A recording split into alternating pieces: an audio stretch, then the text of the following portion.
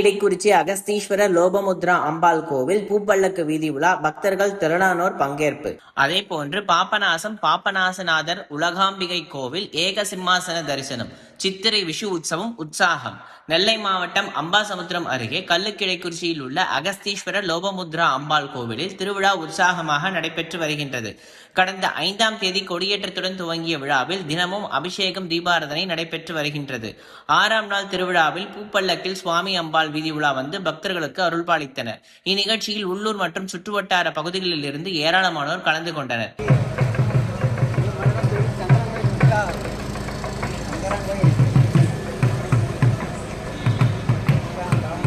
அதேபோல் பாபநாசத்தில் உள்ள பாபநாசநாதர் உலகாம்பிகை கோவிலில் சித்திரை விஷு உற்சவம் உற்சாகமாக நடைபெற்று வருகின்றது. தினசரி பூஜைகளுடன் நடைபெற்று வரும் விழாவில் 6ஆம் நாளில் ஏக சிம்மாசனத்தில் சுவாமி எழுந்தருளல் நடைபெற்றது.